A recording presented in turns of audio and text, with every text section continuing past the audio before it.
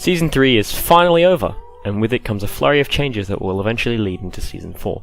Off-season for some is a time of practice and change, and for others a time of looking back on the previous season and results. One thing I've been asked on a ton on Twitter and my Discord, however, was Pidgey. How's your season been? Did you enjoy playing Season 3? Well, let's make a video about it, and analyse some of my own stats. Before I do get started, however, this is a time for you as well. Leave a comment down below on how you did this season, and what you thought of this meta or your performance in the season. Start of the season for me was kinda humorous. I, like a lot of people, did placement matches on the very first day of the season, and because of the sheer number of people playing at the time, the poor Australian servers couldn't handle the load and actually ended up crashing at peak hours during the night, meaning many, including myself, copped a loss on our placement matches, which is pretty frustrating but kind of funny at the same time. To make this worse, I actually ended up leaving one of my games that I had won in my placements, which had taken another loss on my record. But with all that said, I ended up going 5-5 in my placements, and my surprise, considering my season high last season, I placed around 3,100 SR. My goal this season was just to hit Master at 3,500 SR. My great start to the season was quickly put in the dumpster after, well, this. I don't even want to talk about it. It took me almost 400 games to climb back up to where I was, and by then I was very demoralized that it took so long. Some might now ask, but Pidgey, you're a D.Va main. Wasn't D.Va overpowered as fuck at that point? Shouldn't you really enjoying the meta, or, have Easy Town in games? Yep, you're pretty much right. I was really happy to see that D.Va was being played recently and regularly without being shunned for picking her, but I was pretty unhappy that she was now in a place in the meta where she was a favourable pick, meaning she was contested. There were many games where I was forced to play characters such as Lucio or Reinhardt that I had little experience with because someone else was playing D.Va and didn't want to swap despite my stats on her in the previous seasons. I also played D.Va as a flanker, and because of the meta being based around shield walls, I was restricted to playing D.Va on the front line, which was, in my opinion, kind of boring. That wasn't very fun. I won't go into each section of the season and the games I had because that would take an absolute shit ton of time, considering I played like 900 games this season, but I will definitely discuss some of the data I collected in my self-analysis throughout this season.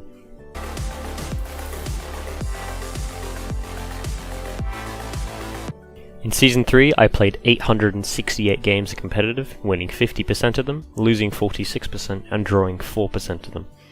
My highest win streak was 11 games long, and my highest loss streak was also 11 games long, with my highest SR being lost at 87 points.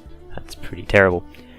In regards to SR numbers, my lowest SR was mid-platinum at 2,777 SR, and my peak was high master at 3,809 SR.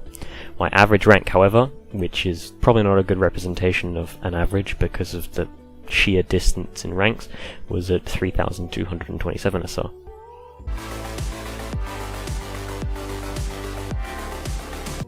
A question many people ask me about is whether or not I prefer to play as a lone wolf or in a group such as a duo or trio or even 4-man, 5-man. For me though, as statistics show, I definitely did best solo queuing. I wouldn't say that I didn't do well as a duo, however. I did actually duo with some really amazing people in this season, and they definitely deserve their rank, or in some cases even higher. Except Minnie.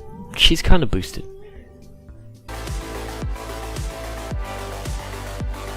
Two interesting statistics that I wanted to collect were the best times of day to play, because often I would ask myself whether it was playing late at night or early in the morning. And I also wanted to track the prevalence of trolls, and a lot of people in this video will probably find this statistic the most interesting, so I hope you read through this. I think we've all experienced trolls as competitive, and we've all had our games ruined by someone that isn't so interested in winning as us. However, whilst I did believe that I ran into a lot of trolls, just like everyone else seems to, I do think my own perception of the amount of trolls I ran into was exaggerated, and there's a lot of games that I won without having the influence of a troll in it. So this season I decided to track every single game that I deemed unfairly lost through a troll, being either someone who'd AFK, disconnect, intentionally pick a hero they don't play, or intentionally try and lose the game, like a Mei walling off spawns, or a Winston jumping into the enemy team over and over again to feed ult charge. The results were kind of surprising. Of the 868 games I played, only 65 of these games contained a troll on my own team, and 9 of these games contained a troll on the enemy team, which I would count as a free win. Taking these two numbers into account, and the average SR I gained from losing or winning, I would have been 1,300 SR higher, but obviously this is not a reasonable expectation to have. You know, shit happens in your games. You can't blame that for every loss, you can't blame that for why I'm not Grandmaster or top 500 or literally number 1 in the world. As for time of day, the reports I found that I play best between 12 AM and 3 AM. This would seem kind of reasonable, but it is not so reasonable when you look at the sample size of this number. But being more realistic, I would play better around the midday to 3 PM mark. I should definitely, next season, avoid playing after 6 PM though, as this is where I have the worst win rate and worst experience.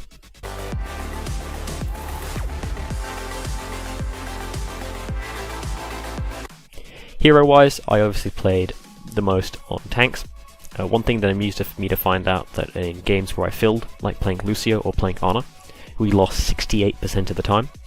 And whilst I'm not brave enough to say fuck you to my teammates in next season and reject filling, I do think that I should stick to insta-locking heroes like D.Va or Reinhardt that I'm confident on, and then hoping that the team is able to build around me.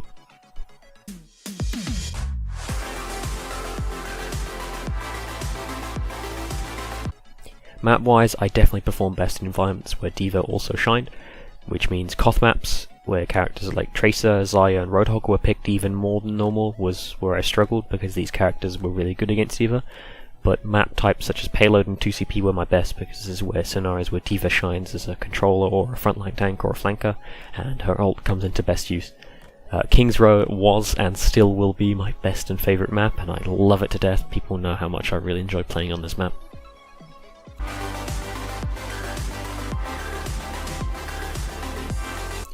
Overall, I really did enjoy this season. Tracking my stats like this was a great insight into how I play, when I play best, and who I play best with, and it taught me a lot about my patterns of play, and it lets me look back on what I've done this season with a good positive note. In Season 2 I climbed from 1800 SR, all the way in silver, to 3129 SR, which was an amazing feat considering I played pretty much only D.Va when she was regarded as subpar by most of the community at the time. I obviously didn't climb another 1000 SR this season, but that's fine by me considering I had already broken to Diamond and was reaching the point where players were quite good and the skill difference between tiers was becoming more noticeable. Moving on to next season, however, there are 3 goals I definitely want to have in mind and definitely want to shoot for. Number 1 would be to hit Grandmaster or 4000 SR, and a stretch goal would be to hit 4100 SR, meaning I am properly into Grandmaster and getting pretty close to the top 500 range. That would be a stretch goal, but considering as a tank player, not an off-tank like Roadhog or Xayah, I think it'd be a great achievement doing it mostly solo queue. My goal number 2, and this might sound a bit weird, would be to hit level 600. But after seeing, a lot of people with silver borders like Mini or Sloth, I really want to see that master icon, or, maybe if I'm lucky, Grandmaster icon, surrounded by a silver border. I think that look cool as heck, look pretty neat. As a third goal for next season, I want to become a broader tank player. This season I played about 110 hours of D.Va and 70 hours of Reinhardt. And neither of these characters are really carry roles. You don't really, pick Reinhardt to carry your team in solo queue.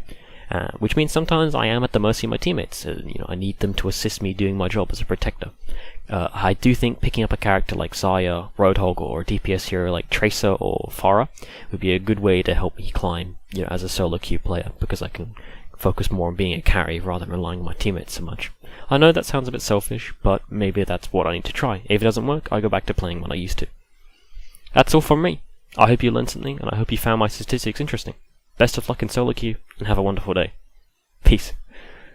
Oh, you could be a pro just like me. Try and keep up, okay? 2 to the 1, to the 1, to the 3. I play easy mode, and I play to win. I love to die, and I like to BRB. All systems checked out, group up with me. 2 to the 1, to the 1, to the 3. I'm here to party. GG. A giant gorilla can keep up with me. You can't be serious. I'm the queen bee. Get out of the way. I'm the MVP. Move all these noobs to another country. Ah, no fair. Hands off of me. Shut down. Kill streak. Revenge is sweet. I thought you going to be a challenge. No one's beating my high score for sure. Love,